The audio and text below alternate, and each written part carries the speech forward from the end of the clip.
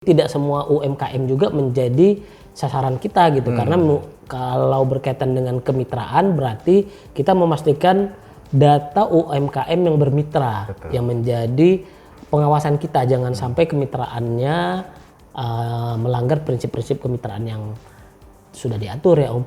Persaingan sehat, sejahterakan rakyat. Roll 3, 2, 1. Welcome to Pod Country. Podcast KPPU Kanwil 3 Bandung. Bang Hakim tadi banyak ya yang kita bicarakan itu terkait dengan advokasi persaingan ya. Kemitraannya belum. Oh ya betul ya Om. Aduh, itu kan menjadi betul. salah satu hal yang sangat strategis karena itu kan menjadi salah satu tugas dan kewenangan baru yang dimiliki oleh KPPU. Gimana itu Bang? Ya, khusus kemitraan ini kalau tadi untuk persaingan kita udah punya compliance program ya Om. Kemudian untuk pemerintah juga udah punya pedoman daftar periksa. Nah, untuk kemitraan ini barusan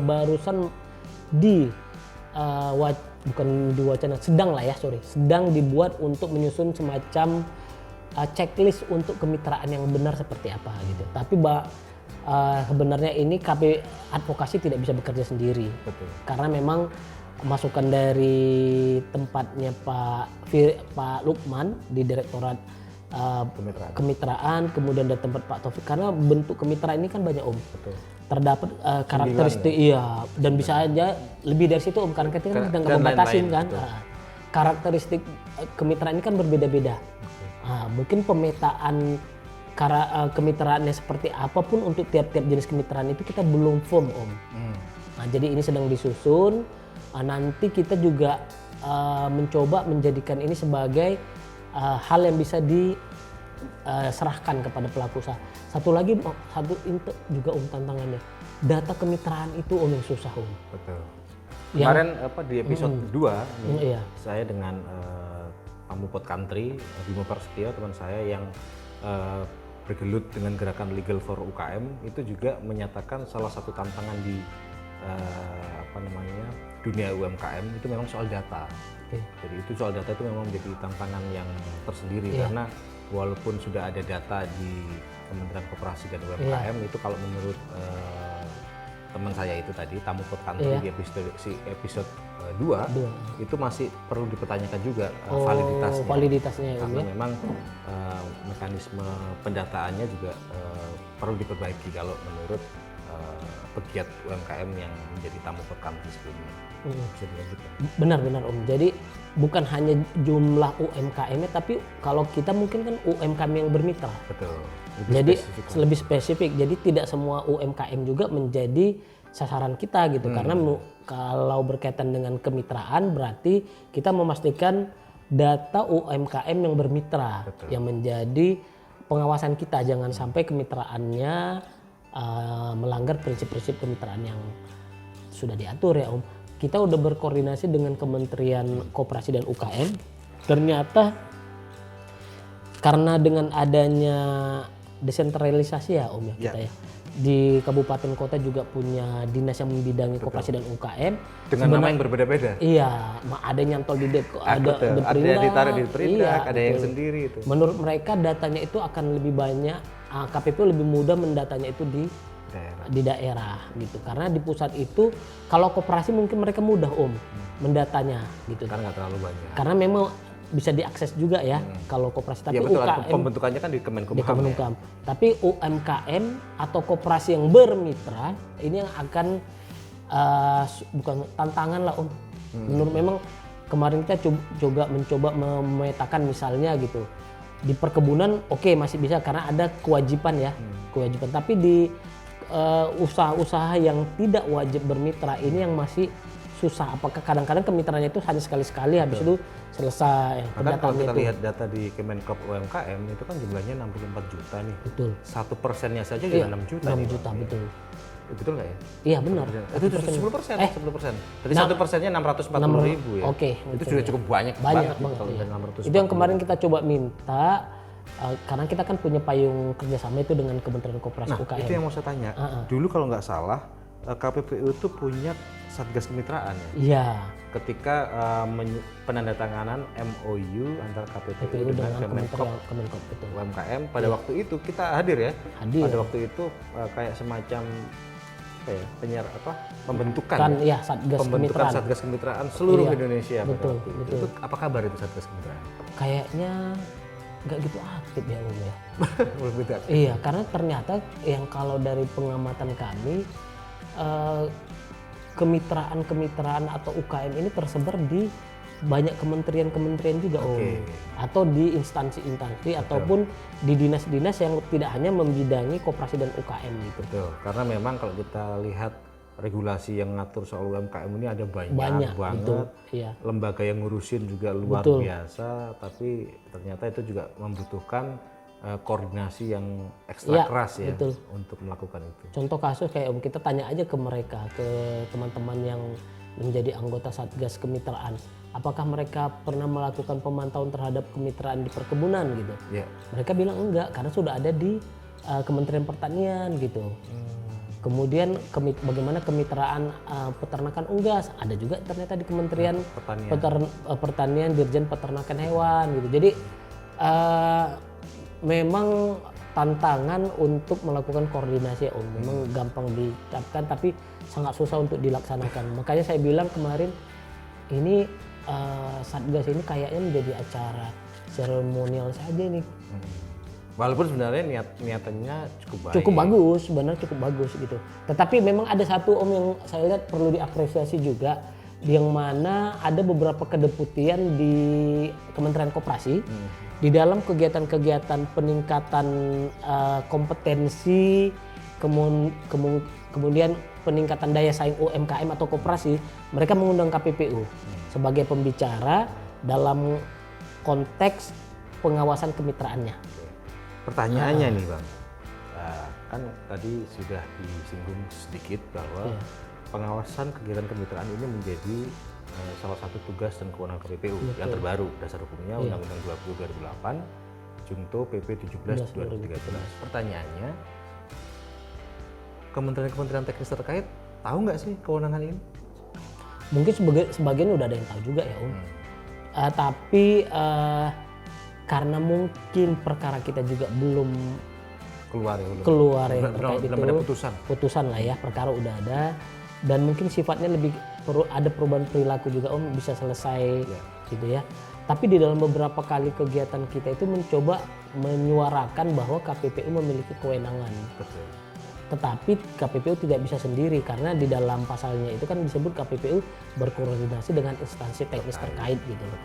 Terutama kayak kemarin retail, kita koordinasi itu dengan Kementerian Perdagangan, kemudian Unggas kita udah punya juga Om, Satgas Kemitraan Unggas, yang sekarang mungkin di Kanwil juga akan digodok ya, akan pembentukannya bagaimana kemitraan yang di pusat itu diturunkan ke level kantor-kantor wilayah, provinsi dan kota gitu. Pertanyaannya lagi adalah, mereka paham nggak sih Bang, atau Abang bisa menceritakan nggak sebenarnya manfaat ketika KPPU melaksanakan fungsi untuk melakukan pengawasan terhadap kegiatan kemitraan ini, seperti apa sih manfaatnya untuk masyarakat banyak? Banyak ya, betul Om. Sebenarnya berkaca dari, kita banyak belajar pasti Om juga tahu dari Jepang dan Korea gitu ya, bahwa naiknya perekonomian mereka di sana, industrinya mereka tidak hanya ditopang oleh pelaku usaha besar. Banyak kontribusi dari industri tersebut dengan melakukan kemitraan dengan usaha-usaha mikro kecil menengah mereka. Malah kalau nggak salah dia piramidanya terbalik ya?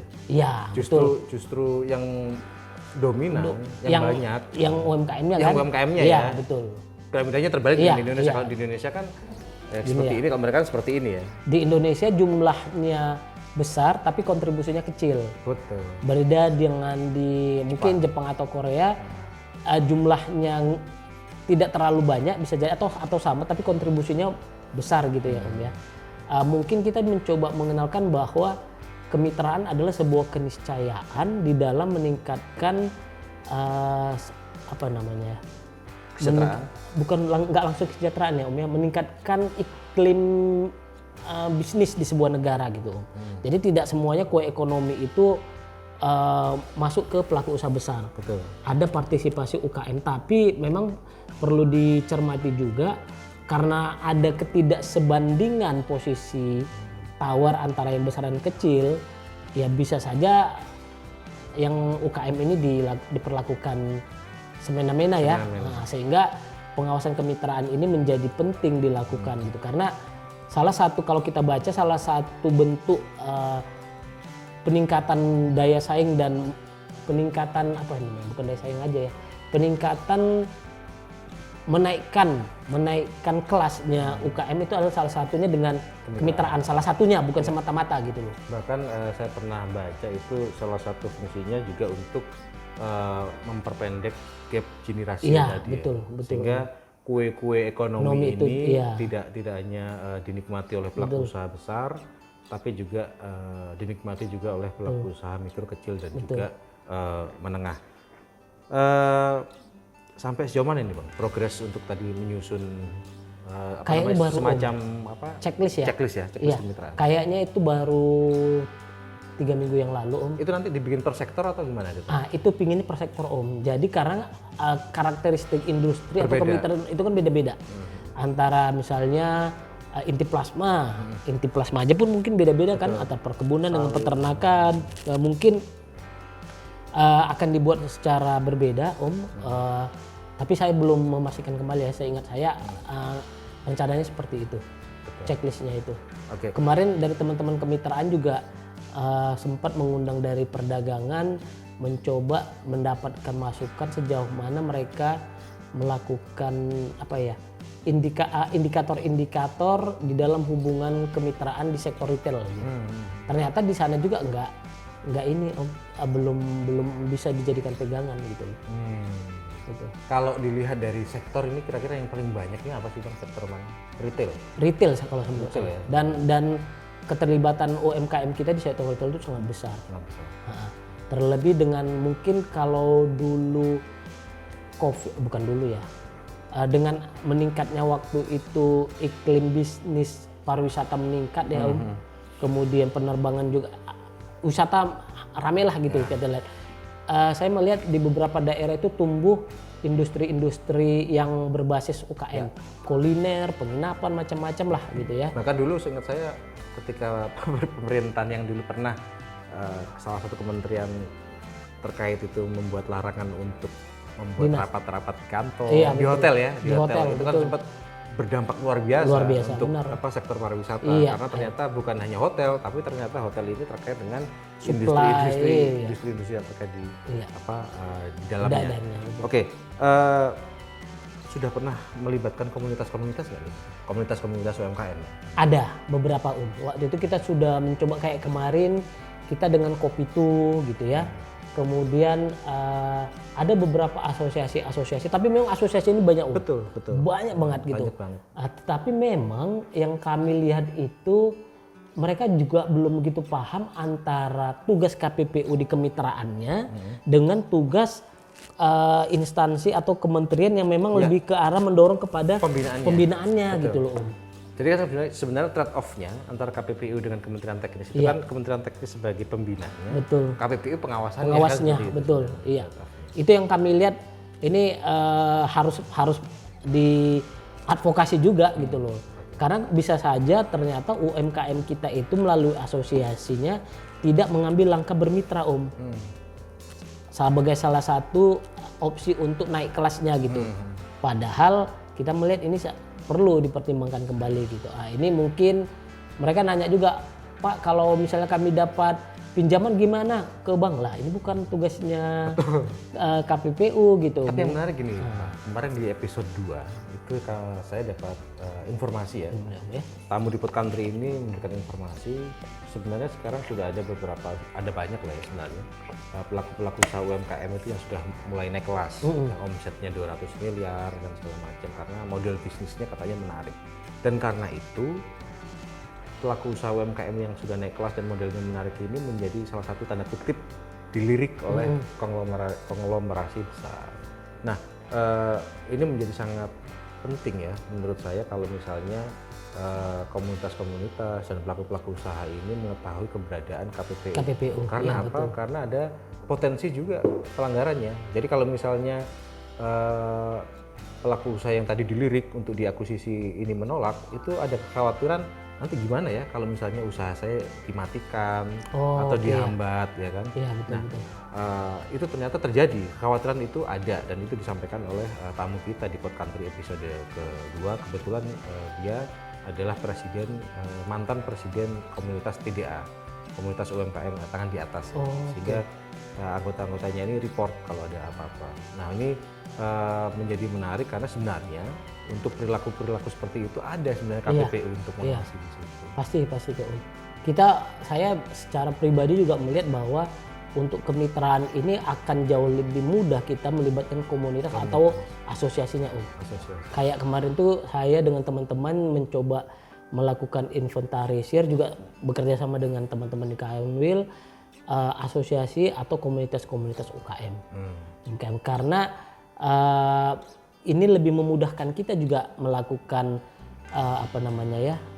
advokasinya daripada kita mencari satu-satu nih. Betul. Kemudian isu-isunya juga akan lebih banyak diketahui oleh pengurus-pengurus komunitas tersebut gitu. Dan lebih enak ya, Ya. channel untuk komunikasinya Ya, lebih betul. mudah. Oke, Bang Hakim, ini luar biasa kalau kita ngomong tugasnya Bang Hakim di Direktorat Advokasi Persaingan dan Kemitraan ini luar biasa. Capek Om. Dan kelihatan ini ya Iya capek. benar Om. Habis webinar tadi ya. Iya betul. Oke, Bang Hakim mungkin bisa memberikan semacam closing statement kepada Iya. pemirsa kita sobat kompetisi di seluruh Indonesia, bahkan mungkin di luar negeri melihat Pod Waduh, Country Pod ya kan, Country ini ya. podcast Kanwil 3 KPPU Bandung. Silakan Bang Hakim. Ya, terima kasih Om Aru. Kami dari Direktorat Advokasi Persaingan dan Kemitraan KPPU, saya pribadi Abdul Hakim Pasaribu, menyatakan bahwa KPPU bukanlah lembaga yang harus ditakuti, Om ya. Tetapi kita ini menjadi mitra di dalam meningkatkan perekonomian khususnya di Indonesia lah. Karena kita sama-sama tahu bahwa menganalogikan persaingan itu hampir sama dengan olahraga. Kalau tidak ada persaingan, orang yang juaranya hanya itu aja gitu ya. Kalau kita mau juara ya berarti kita harus bersaing gitu. Jadi kami juga harus siap menyampaikan selaku pemberi advokasi bahwa isu persaingan itu bisa menjadi pemicu pelaku usaha atau pemerintah dalam mendorong iklim usaha di Indonesia menjadi lebih baik lagi. Itu Om. Dan terutama kemitraan juga Om. Kemitraan juga bahwa kita ini tugas yang berat karena memang dalam beberapa tahun terakhir gaungnya kemitraan ini belum begitu dirasakan. Harapannya dengan beberapa kolaborasi, koordinasi dengan teman-teman di Kanwil dan kementerian terkait, kemitraan ini menjadi sebuah proyek pengawasan kemitraan dan khususnya advokasinya menjadi proyek yang bisa kita unggulkan Om. Terima kasih. Terima kasih Bang Abdul Hakim Pasaribu, Direktur dari Direktorat Advokasi Persaingan dan Kemitraan, dan pemirsa Pod Country, sobat kompetisi dimanapun Anda berada. Tadi sudah disampaikan oleh Bang Abdul Hakim Pasaribu bahwa KPPU ini tidak perlu ditakuti, justru dijadikan mitra, dan sudah saya datangkan ini beliau bisa dikatakan dokternya ya. Waduh. Jadi kalau pelaku usaha daripada kena masuk ke ranah penegakan hukum, betul. lebih baik ketemu Pak dokternya ini sebelum sakit ya kan. Nah, termasuk juga pemerintah baik pusat maupun daerah, kita sudah banyak mekanisme ya, kita siapkan tools juga sehingga ketika mau mengeluarkan kebijakan atau peraturan agar tidak melanggar prinsip persaingan usaha yang sehat, itu sudah ada mekanismenya. Nah, kami juga, saya khususnya sebagai host di Pod Country, seperti yang tadi sudah disampaikan oleh Bang Hakim, mengapresiasi pihak-pihak yang sudah memanfaatkan KPPU, yang sudah mematuhi tugas dan kewenangan KPPU. Tadi saya catat ada Kementerian Perhubungan, kemudian Kementerian Perdagangan, Kementerian Perindustrian. Terima kasih Bapak Ibu sekalian di kementerian yang tadi saya sudah sebut terkait dengan kerjasamanya, dan salam hormat untuk Bapak Ibu sekalian. Dan untuk pelaku usaha nih, tadi informasinya belum banyak loh yang memanfaatkan program kepatuhan KPPU, padahal ini adalah suatu program yang sangat baik sehingga ketika mau mengeluarkan kebijakan untuk perusahaan itu tidak melanggar hukum persaingan usaha. Nah, seperti tadi sebelum sedia payung sebelumnya. Hujan. Itu saja dari saya, Sobat Kompetisi. Saya Aru Armando dan tamu saya Bang Abdul Hakim Pasaribu.